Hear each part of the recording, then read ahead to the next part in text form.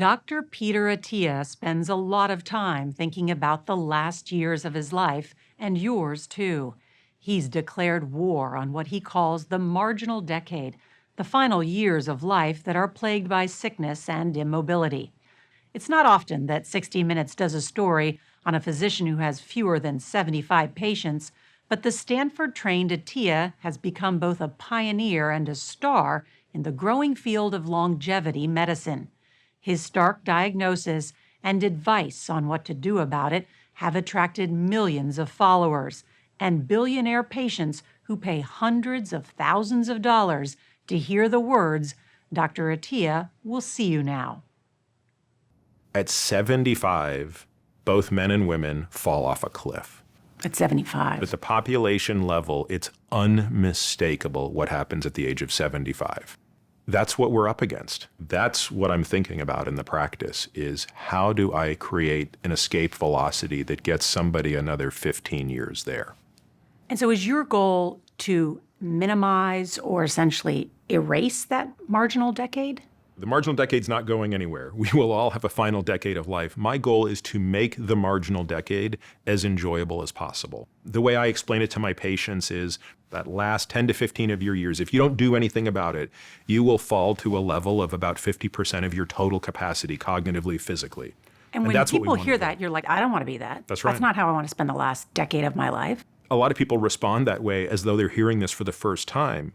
Although if you ask them, haven't you seen people in this state? They'll say, well, yeah, I guess I have. Right. Likely their own relatives. Sure, their own parents even. So do you consider yourself a new kind of doctor? No, I don't think so. What we're doing is creating a framework that fits directly into this idea of how to train for the marginal decade. That training begins here in Austin, Texas, where Attia is based. This is where his patients go through 2 days of physical evaluation, and where we found, after just a few hours, how intense the 52-year-old doctor and his methods are. Just show me what you got. Just show me what you got. I think this is the neglected part of medical testing, is how fit are you? How strong are you? All right. How well do you move? And up overhead. And in many ways, these tests are even more predictive of how long you're going to live than what I might get out of your blood work. How do we know that? The data are pretty clear. When you look at things like cardiorespiratory fitness, when you look at muscle mass, when you look at strength, they have a much higher association than things like even cholesterol and blood pressure. Dr. Attia and his team say the key indicator of overall health and longevity Starting to roll now. VO2 in the mid-20s. is a test called VO2 max. Everything you got, everything you got. It sounds like the name of a sports car, but essentially it's a measurement of the size of someone's engine Really good maximal test here. and their capacity to use oxygen to generate power Really nice. with their muscles, heart, and lungs. There you go. That's the hardest part of your day done. Even though you say I scored fairly well on my VO2 max. There we go, 42.1. Okay, that's good. You say I'm still not good enough for Dr. Peter Attia. Yes, your VO2 max was going to place you at the 85th percentile for women your age, and I think it's worth taking a victory lap. But tomorrow, we should come back and plan on what we're going to do. You think anyone, whether they're 45 or 65, should be training like athletes, not for the Olympics, but essentially for advanced age? Absolutely. Life is a sport. Dr. Attia says the best drug to delay physical and cognitive decline is exercise, and he takes it in large doses. He aims for about 10 hours a week, cardio to burn fat, intense intervals for VO2 max, and weightlifting to maintain strength and muscle mass. He developed his program after turning his back on the medical establishment nearly 20 years ago. While training to be a cancer surgeon at Johns Hopkins, he got burnt out caring for so many terminal patients. He quit his residency and became a management consultant. After becoming a father and discovering he was at risk of developing diabetes, he made big changes, personally and professionally.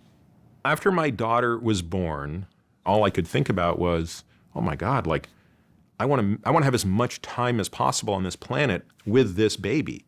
That's when he decided to become his own first patient in a new specialty, longevity medicine.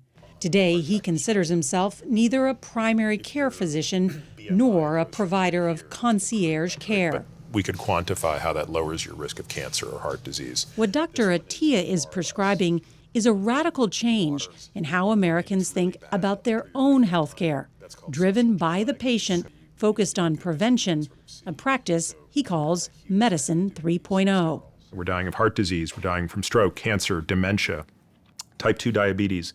And we, I think, have sort of come to realize that, hey, the playbook of Medicine 2.0, which is treat a disease when a disease is present, doesn't seem to work as well. And so the first principle of Medicine 3.0 is you have to take a much longer arc on the prevention of chronic disease. That means using existing diagnostic tools in novel ways. I'm going to have you lay down with your head facing that way, feet facing this way for me. Like the DEXA scan that checks bone density as well as muscle mass and body fat. It typically costs under $300, and Attia says it's, quote, almost criminal negligence. Most women don't get one until they're 65. Another scan he employs is more costly and not covered by insurance. There are certain things that you recommend that are controversial, like regular preventive full-body MRIs. Early detection matters. The earlier you can treat a cancer, the smaller the burden of the tumor at the time of treatment, the greater your odds of success. Now let's talk about the flip side of that, because it is going to detect a lot of things that are not cancer. That means you have a lot of false positives. If you're not willing to go through that experience, as traumatic as it is, you should not engage in this level of screening. Do you get them? I do. He also suggests patients get tested for the ApoE gene, related to risk for Alzheimer's. In 2019, Dr. Attia oversaw genetic testing for actor Chris Hemsworth, who learned he was 8 to 10 times more likely to develop Alzheimer's than the average person. In total, Dr. Attia sees fewer than 75 patients, and there's a long waiting list. And how much does it cost? It is a six-figure program. Like 100,000 or 500,000 or 800,000? Because there's a big range. Much closer to 100,000 than 500,000. That's a lot of money. I mean, what do you get for that? You don't Well, you don't live forever. Nope. You're getting access to me, a team of a couple other physicians, a strength and conditioning team, a nutrition team. And what you're really getting is a path to help you achieve your goal of living longer and living better. Welcome, Dr. Peter Attia and The Dr. pitch has proved extremely popular.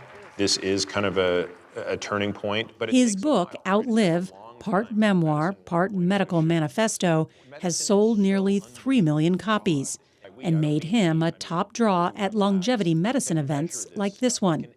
When you give women information about how their bodies work, they make great decisions for themselves. And his podcast, that's been downloaded over 100 million times, tackles a wide range of topics, including menopause and nutrition. Let's talk about protein. Dr. Attia wants his patients to eat a lot of protein, more than double what the current nutritional guidelines recommend.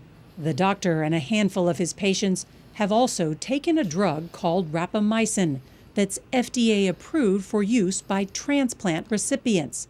The drug has extended the lifespan of mice, but Dr. Attia stopped taking it for now because it gave him mouse sores, which can be a side effect. Fully hanging down. There are physicians, including a respected professor of public health we spoke to, who are skeptical that his extraordinary regimen will result in an extra decade of healthy life. When a fellow physician calls some of what you're talking about hocus pocus, People are entitled to think what they want. And just because someone is a physician doesn't mean they're even remotely equipped to evaluate the merits of exercise physiology. Remember, I went to Stanford Medical School, right? How many hours of education do you think I received on exercise? probably a few hours. 0 hours. And how many hours did I receive on nutrition? 0 hours. It was 25 years ago, so maybe things have changed, but I'm pretty sure that if you're talking to other esteemed physicians, they're in the same bucket as me. So they might not be the ones that are best equipped to be my critics. Our last morning in Austin, Dr. Attia took us for a ruck, a hike with weighted backpacks. This, to me, is as much about mental health and socialization, being in nature, and rucking is simply a vehicle to get that. How much work do you do on your emotional and mental health? A lot. I mean, it's as much a practice as what I put into exercise or, blood work and cancer screening and all the other things that make up physical health. Attia has been open about dealing with depression and anger stemming from abuse he suffered as a child.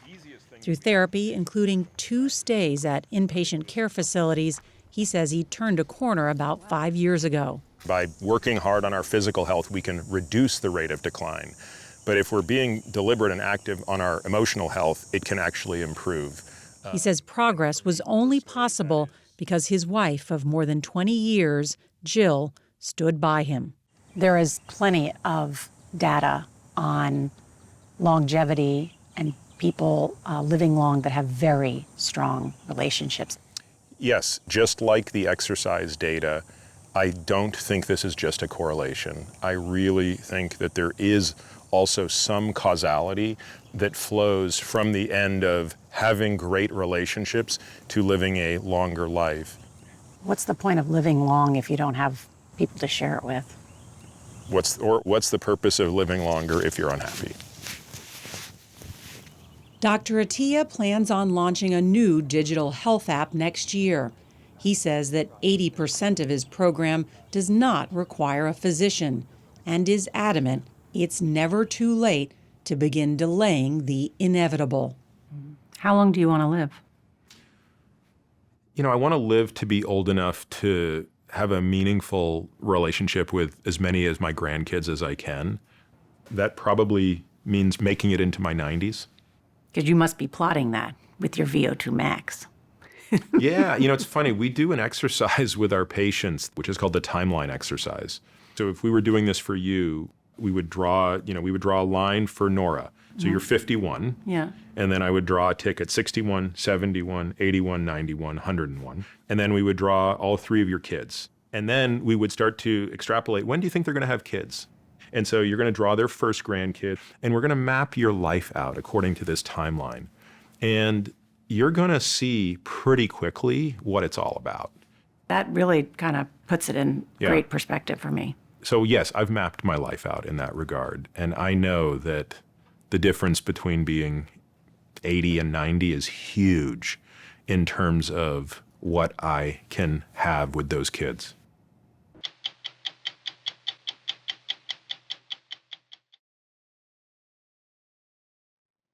It's always been a dream of mankind to live forever. Since the start of the 20th century, we have increased life expectancy in this country by a remarkable 30 years, from just 49 in 1900 to almost 79 today. And more of us are making it into that group we all hope and kind of dread joining, the over 90 crowd. Affectionately dubbed the oldest old, men and women above the age of 90 are now the fastest growing segment of the U.S. population. Yet very little is known about the oldest old, since until recently there were so few of them. So what determines which of us will make it past age 90? What kind of shape we'll be in if we do? And what can we do to up our odds? Finding out is the goal of a groundbreaking research study known as 90 Plus. I was born on April 21st, 1914. My birthday is February 7th, 1918. I was born on August 25th, 1920, and I'm 93 plus. June 15, 1918, and it was, I'm sure, a lovely day. Do you feel 95? What age do you I feel about 52. Not really. What they have in common, other than having lived a combined total of almost 400 years, is that decades ago, they all lived in a retirement community called Leisure World, 45 miles south of Los Angeles. Hi there, and welcome to Leisure World, a new way of life designed for alert and active people 52 years or older who want to get the most out of life. Today, it's still a retirement community, and they're still getting the most out of life, though it's no longer called Leisure World. It's now its own city, Laguna Woods. They didn't like the words leisure world. They consider themselves active. Active world. Active world. Dr. Claudia Kawas spends a lot of time in Laguna Woods these days. She's a neurologist and professor at nearby UC Irvine who discovered the research equivalent of gold here. Information gathered from thousands of Leisure World residents back in 1981 with page after page of data about their diet, exercise, vitamins, and activities. 14,000 people answered this questionnaire in 1981. Many of them, if they were still alive, would now be over the age of 90. She saw a rare opportunity to study what worked and what didn't. So did you try to find them? We went after all 14,000, and if they were still alive, we wanted to find where they were. With $6 million of funding from the National Institutes of Health, Kawas and her team set out to find out who had died, when they died, and to convince those who were still living and over 90 to sign up. And you're how old now? I'll be 103 months. We're going to have a party. Good. Jane Whistler I love a party. is one of the more than 1,600 men and women they found and enrolled as subjects in the 90-plus study. They are checked from top to bottom every 6 months. Big smile? Their facial muscles, Excellent. reflexes, balance, 3, 4, 5. how they walk, how fast they can stand up and sit down, Fantastic. and most importantly, how their minds are working. I'm going to say and show you 3 words for you to remember. Shirt, brown, honesty. Shirt, brown, honesty. Perfect. Now please spell world. They are given an hour-long battery of cognitive and memory tests. Good. Now spell world backwards. DLROW.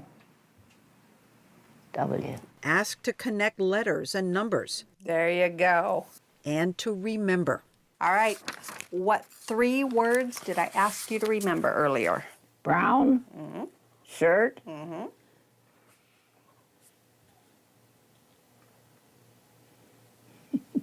You want a little hint? Yeah. Okay. Was that word honesty, charity, Honesty. or modesty? Yes. When it's time for your exams in the 90-plus study, do you look forward to it, or sure. do you ever say, oh, they're going to find something, or I'm not going to be able to do as well as I did last time? Oh yeah, I think that. Sure. You do. But that doesn't stop me. I think it's fun. Shirt, brown, honesty. We were struck by what great shape many of the study participants are in. Excellent. 13 seconds. Like Lou Torado, a World War II B-17 gunner who was shot down near Berlin and spent 8 months as a German POW. And Sid Shiro, another World War II veteran who came to talk to us despite having suffered a stroke just a few weeks earlier that slurred his speech. I am 92 years old and going strong. Sid drives his car to his test sessions. You drive a convertible. You want the girls to look at you. They call it the chick car. Sid, a widower, works out at the fitness center, keeps up with the news and the ladies. So you're a bachelor. Yes. Do you date? Yes. Do you have a rich social life? Yes. Is it fun? Yes. Very much so. And I hope to last a long time. But of course, not everyone is so lucky. When participants like Louise Bigelow, age 97, are too frail to come in for testing, the testers go to them. An orange and a banana are alike because they're both yellow. Yeah. Louise remembers events from long ago, like when her bridal veil caught fire a few minutes after this photo was taken. It went right into the flames of the candles. So I always had a lot of excitement all the time. And that was the beginning. You're not going to forget that, ever. No. But when it comes to recent memories and thinking skills, she struggles more and more. And in what way are laughing and crying alike?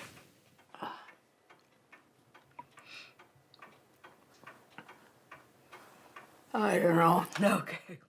Brown, honesty, and shirt. The testers go to 95-year-old Ruthie Stahl's home, too. They go not because she can't come to them. She just doesn't have time. I'm in my car more than I'm in the house, I think, because I do so many things. What do you do? I am flying all over the place. Flying, as in speed walking, 3 miles almost every day. On Sunday, it's only 2 miles. Are you on the computer? Yes, I am, but I'm having trouble with my computer. I had a computer for 10 years and enjoyed it, but it died. Jane outlived her computer. At almost 100, she's done a lot of outliving. We were all bridge players.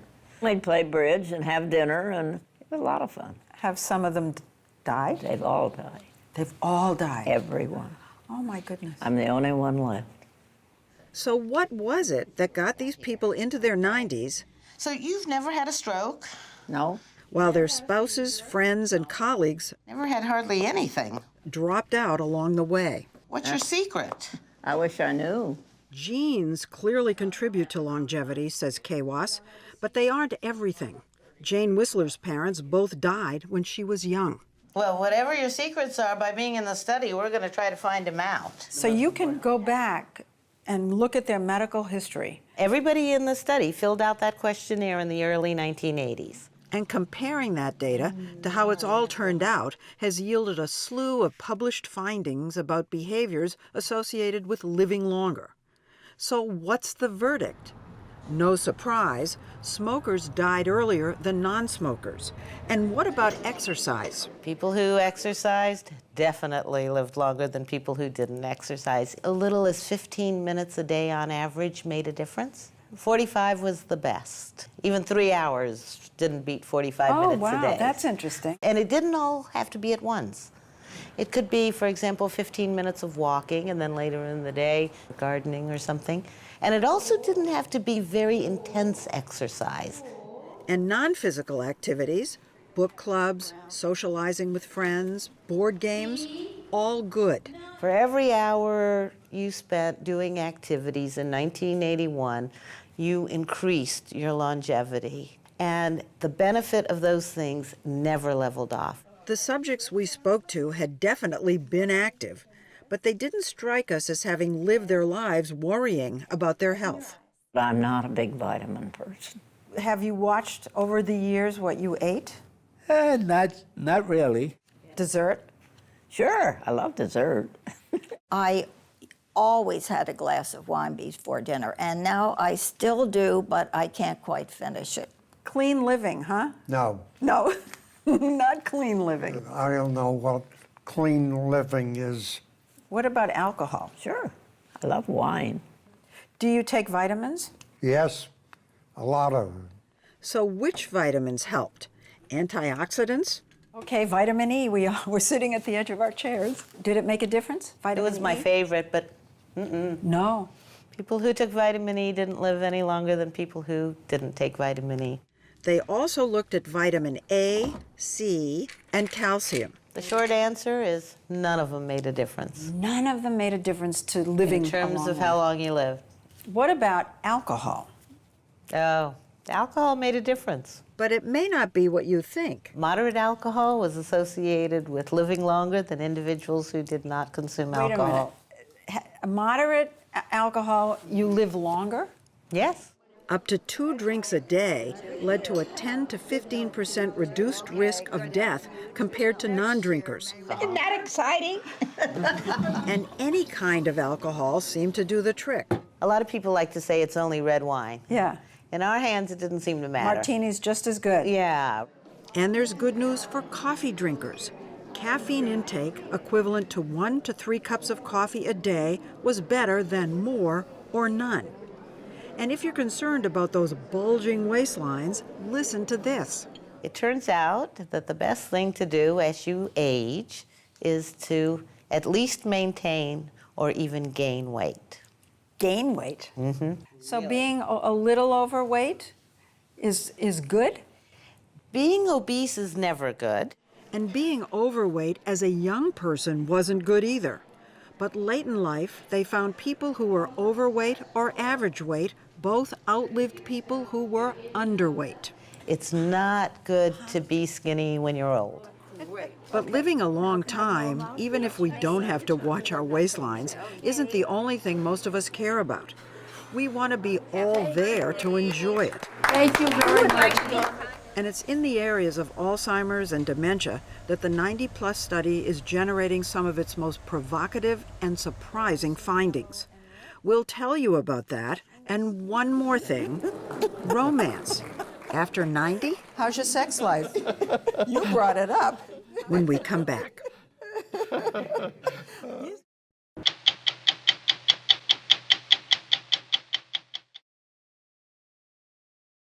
We are a nation getting older.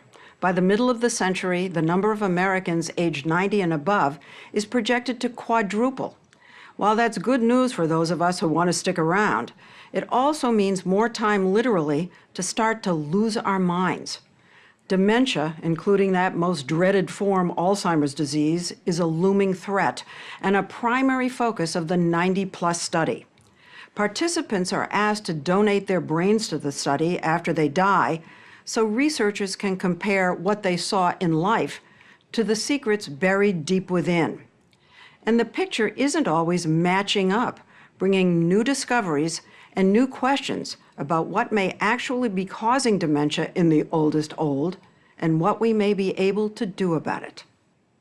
You know, I think that it was common belief that if you got to 90 and you didn't have dementia or Alzheimer's, that you weren't going to get it. Unfortunately, no. I really expected to find that. But in our study, that's not to happen. It's not true. No. Oh, 62. It turns out the risk of developing dementia doubles every 5 years, starting at the age of 65, and it keeps right on doubling. Bingo! And given the growth in numbers of the oldest old by mid-century, We are going to have more people with dementia over the age of 90 than we currently have at all ages put together. we're not even thinking about it. We should be. Where do I start? As charming and engaging as all the 90-plussers we met were, one who we were particularly moved by was 96-year-old Ted Rosenbaum, a former American history teacher who's been married for 63 years. You still look lovely to me. I was very lucky. So now at this stage of the game, if it's petering out, just reminiscing about our past is a source of incalculable joy. An orange and a banana are alike because they're both Fruits. exactly. Ted did well on parts of the 90-plus exam, like repeating long strings of numbers backwards. 6, 1, 8, 4, 3. 3, 4, 8, 1, 6. But when it came time to remember the 3 words she had told him just 40 seconds earlier, 3 words. Yep. Give me a hint. he was lost. 3 words. And that wasn't his only problem. What is today's date? Today's date? Mm-hmm. Today's date. Does he have dementia at this point? Yes, Ted has dementia. You know, unfortunately, there's no blood test, there's no x-ray. It's an examiner finding out that an individual has problems in 2 or more of the main things the brain does for them. So that's where he is. And what's perhaps the most devastating is he knows it. My worst condition is my memory. When you can't remember something, what goes on inside you? Terrible frustration, terrible You know, it's having more and more of a negative impact on me psychologically. Determining what's behind his memory loss isn't easy, since diseases like Alzheimer's can only be definitively diagnosed in the brain after death. So it's after the 90-plussers die that a new round of sleuthing begins. When subjects in the study donate their brains, they come here to neuropathologist Dr. Ronald Kim. He showed us one of the things he always looks for, the plaques and tangles in the brain that are the telltale signs of Alzheimer's disease. It forms all of these plaques. All these brown spots are plaques. Are plaques, that's correct. And in an individual like this, I would expect the patient to be demented. You read newspapers every day? Yes, I read them in the evening. Loring Bigelow spent 5 years in the study. He passed away last summer, and while Dr. Kim studies his brain, the rest of the 90-plus team independently reviews years of his test results and videos to assess whether he had developed dementia, and if so, from what. While early on his scores were strong, Who is our president? Obama. over the years there was a gradual but unmistakable decline. He'd pick up a newspaper he had just finished, use the TV remote to try and make a phone call. Do you know who is the president? I want to say Herbert Hoover. Okay. I can't think of it. Not remember his age, anxious. The consensus here was likely Alzheimer's, which presumes a brain with plaques and tangles. Are we ready to hear the truth? Only then do they open up Dr. Kim's report. Plaques, 0, so no plaques. Actually. Wow. No cortical tangles anywhere. Pretty amazing. What's amazing is they're finding that 40% of the time in people over 90, what doctors would think is Alzheimer's isn't. In Loring Bigelow's brain, Dr. Kim found something else. Something the 90-plus study is finding quite a bit. Evidence of tiny microscopic strokes called microinfarcts.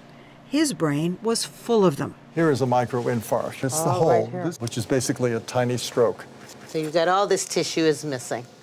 If you find one, it suggests that you should probably look for others, and some patients may have hundreds or thousands of them.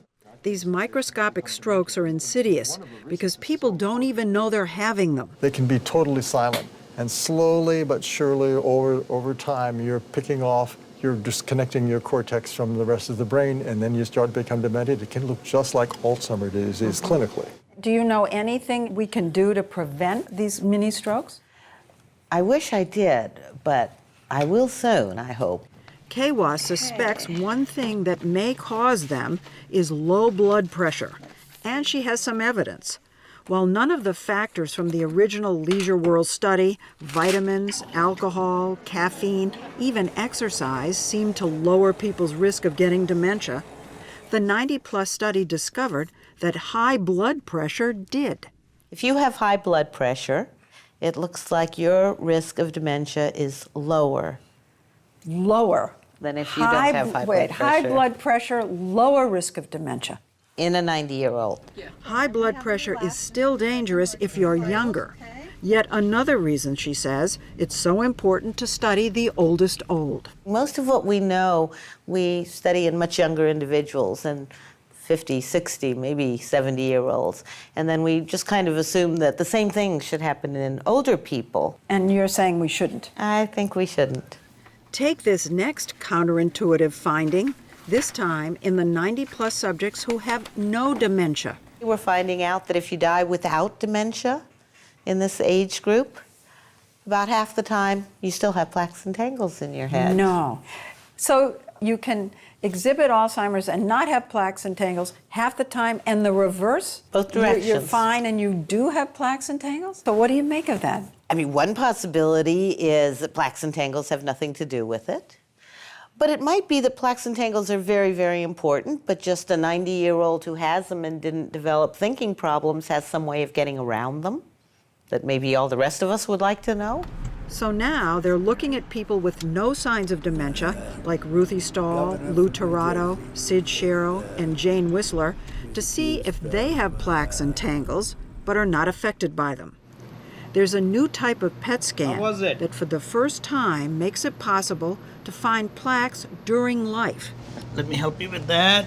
So the 90-plus study is engaged in the delicate task of putting 99-year-olds like Jane Whistler into scanners. Sid Shiro, at 92, hopped right in. Jane and Sid both have very, very, very good thinking, as you saw. Yes, definitely. And it turns out that one of their scans is positive and one is negative. She showed them to us, one on top of the other. Yellow and red indicate the presence of amyloid plaque. This is Miss Whistler, and this is Mr. Shiro. Wow, Sid I'm Shiro? surprised, having talked to him, that I'm seeing yellow and red here. Kind of stunning. Hello, Mr. Shiro. Dr. K was. So what does that mean for Sid? The positive scan means statistically he's at greater risk of cognitive decline. But Dr. Kawa says the fact that he's doing so well in spite of the plaque in his brain and his stroke means he may have that something protective and special that could help the rest of us. She says they'll be keeping a close watch on him. If it's unclear that the pathology hooks up with what you're seeing, what does that mean in your mind? I think we're looking for too simple an answer. I think we want one thing to explain Alzheimer's. Look at something different, like what makes skin wrinkle? Well, I mean, getting older makes skin wrinkle. Being in the sun too much makes skin wrinkle. Not taking care of your diet. And you put all those together and they all contribute. And I think it might turn out to be the same for our thinking, especially in late life, that it's not just Alzheimer's pathology from plaques or not just microinfarcts, but the number of these hits that you take, and after a while you can't withstand them all. Let me hold the chair for you. There's one last thing we wondered about in the over 90 crowd, and that's romance. Helen Weil, 92, and Henry Tornell, 94, both widowed, have been dating for 3 years. So do you see each other every day, several times every day, once a day? How does it She work? gets one day off a week. It's true. Tuesday is a day off. It's my day off. Helen and Henry love being part of the 90-plus study, and both have signed up to donate their brains after they die. Henry has only one problem with the whole enterprise: what the study hasn't asked about. I asked them, "Why aren't you going to ask us any questions about our sex life?" And they said no. Well, I will. How's your sex life? You brought it up. See, he is funny, you know that. Well, I don't know. I think I'm not laughing. How's your sex life? He's blushing. He's blushing. But is that part of, do you think that has something to do with I would say it has a big part. Helen? We're very we're very affectionate. But do you think that sex is an important part of staying young? Yes. Okay, are we all ready? The 90-plus study has just gotten another 5-year round of NIH funding to delve deeper into risk factors for specific types of dementia, like those microinfarcts, and to search for genes that may be protective in their continuing search for the secrets of the oldest old. I really believe that when we learn things from the 90-year-olds, they're going to be helping the 60 and 70-year-olds, not just how to become 90-year-olds, but how to do it with style and as good a function as possible. Well, obviously you've already started that by telling us that we should have some wine, that we should have some coffee. And socialize, and exercise. And gain weight. And that's my favorite. My favorite too, absolutely.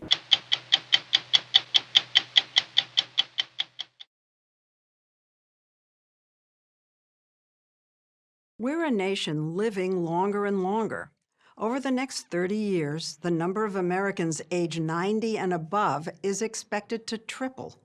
And an NIH-funded research study called 90 Plus at the University of California, Irvine, is trying to learn all it can right now from a group of men and women who've already managed to get there.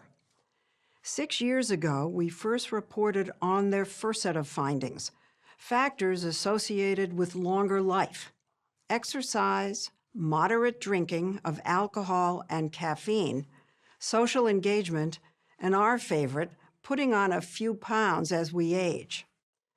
The 90-plus study's focus is now on memory and dementia.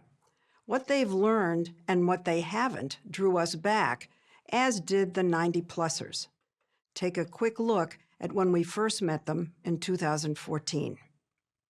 My birthday is February 7th, 1918.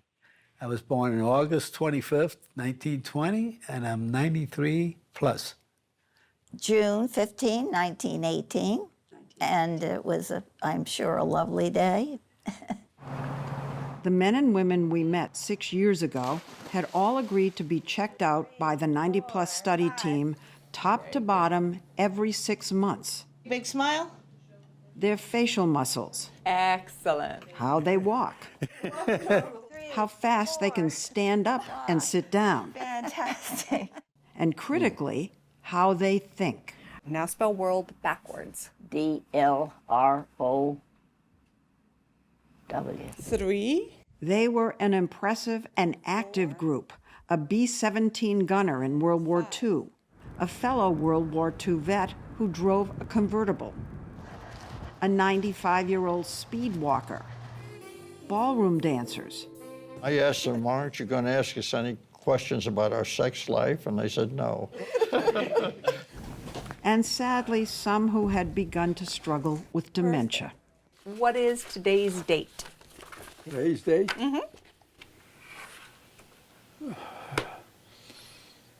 Today's date. What's the oldest person you have seen? I've seen several 116-year-olds. Neurologist Claudia Kawas, the 90-plus study's lead investigator, says studying the oldest old is increasingly important.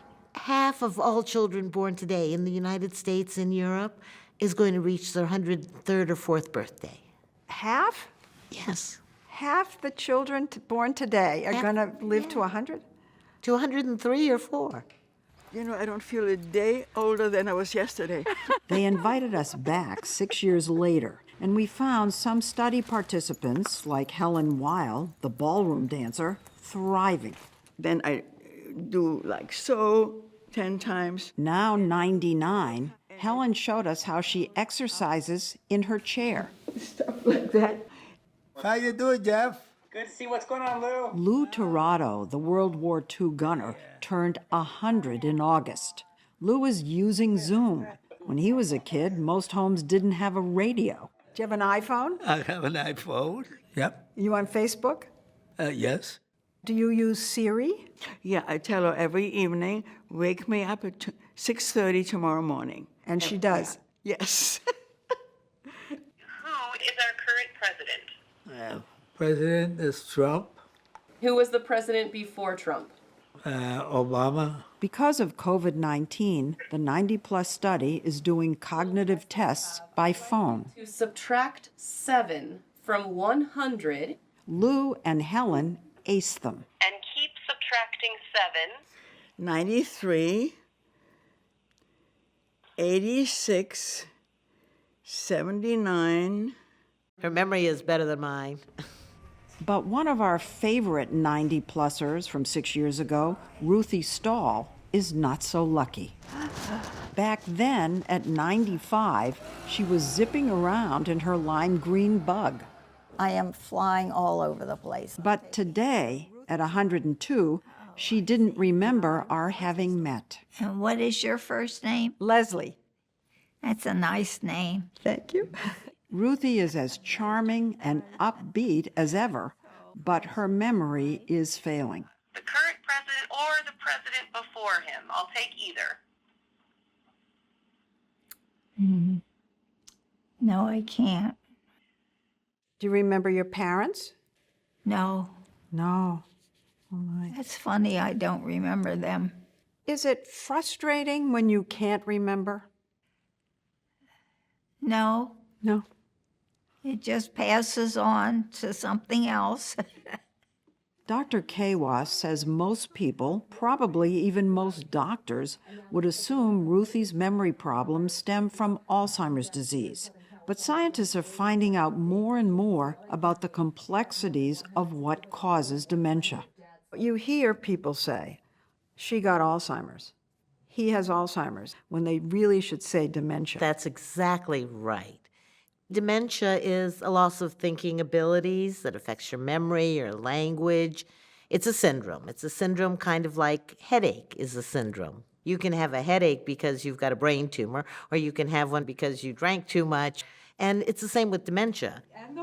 We were sad to learn that some of the 90-plus participants we met in 2014 have passed away. But by donating their brains, as Ted Rosenbaum did, they are very much still part of the study, contributing some of its most fascinating and confounding results.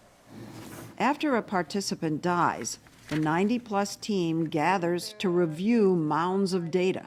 Now, because of COVID, they gather on Zoom. Videos from visit 2. So tell me what you're going to do when you go home today. Ted's test results showed years of memory problems as we had seen 6 years ago. Give me a hint. The 90-plus team concluded that Ted probably had Alzheimer's disease, but then awaited results from their collaborators, a team of pathologists at Stanford University who independently examined Ted's brain. They don't know anything except the brain they've got in front of them. And then you come together. And then we come together and it's like a reveal party.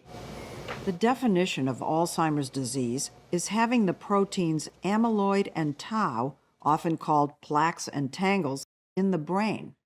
Okay, the home stretch. But when the Stanford team made their report, Ted's brain didn't have either. As you may see without even zooming in, the section is clear, it's clean. We're negative for beta amyloid here.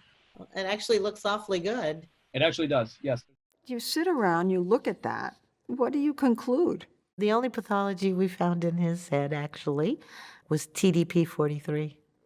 TDP43, a breakthrough. It's a newly identified cause of dementia, a protein originally found in ALS patients that KWAS now believes accounts for up to 1 in 5 cases of dementia in people over 90. Can you find out if you have TDP43 while you're alive? Not yet. And you can't find out if you have 2 other dementia-causing conditions either. Tiny strokes called microinfarcts that damage brain tissue, and hippocampal sclerosis, a shrinking and scarring of part of the brain. So it's likely that many people in their 90s who are diagnosed with Alzheimer's may actually have something else. There's a whole lot of stuff that goes on in the brain that we have no way of diagnosing during life. So we get a lot of those surprises.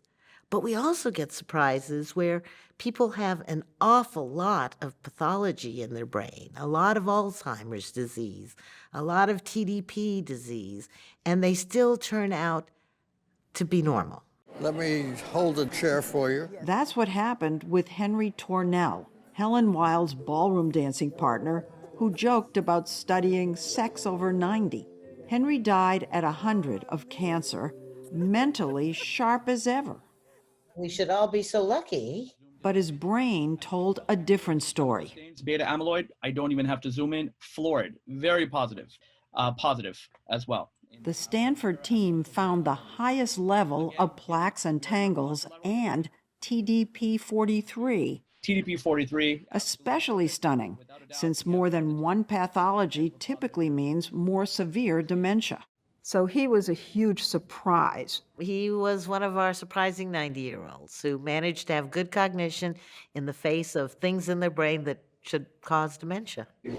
It used to be that when a person like Henry with clear thinking was found to have plaques and tangles, scientists assumed dementia was just a matter of time.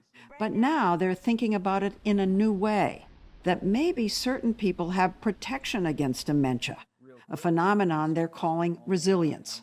To prove it, though, they need to follow people who are still alive. Enter convertible driving Sid Shiro from our story in 2014. Let's see. Sid had a PET scan back then for the study, which revealed significant amounts of amyloid in his brain. The question was, would dementia be around the corner, or might Sid somehow be resilient? Happy birthday, Sid turned 99 this summer. How old do you feel? I always say 69. Sid has circulation problems that affect his breathing, but his memory? Well, he told us about buying his first car 80 years ago for $18 in a pool hall. A 31 Chevy convertible with a rumble seat. A rumble seat. And I didn't know how to drive. You won it in a pool hall. Did you win it on I a bet? didn't win it. I bought it. You bought it? I gave him $18. Who sold a car for $18? He needed the money to shoot pool. So I know he's got at least 2 pathologies in his head. I know he's got, probably high amounts of Alzheimer's, and I know he's got some vascular disease. And we tested him just a couple weeks ago, and Good morning. he did great. Please tell me how many nickels in a dollar? 20. How many quarters in Four. $6.75? 27. Oh, you are quick. So is that resilience? I think that is definitely resilience. Sid might be what resilience is all about. Could it be a gene? It absolutely could be, or maybe even more likely, multiple genes or combinations of genes. Here's my observation. Okay. You knew more 6 years ago than you do now. There are just so many questions that we don't know the answers to. More questions. That is really a brilliant observation. And what science is all about. For every new answer, 2 new questions. For every new discovery, like TDP-43 dementia, and especially resilience, new mysteries to solve. So like its participants, the 90-plus study is keeping at it, trying to help the rest of us make it to age 102 with Ruthie's spirit, but memory intact. It's a shame. It's a shame. Because there's a lot I could remember. And I'll bet you had a wonderful life. Oh, I have. It's still going on. Thank goodness.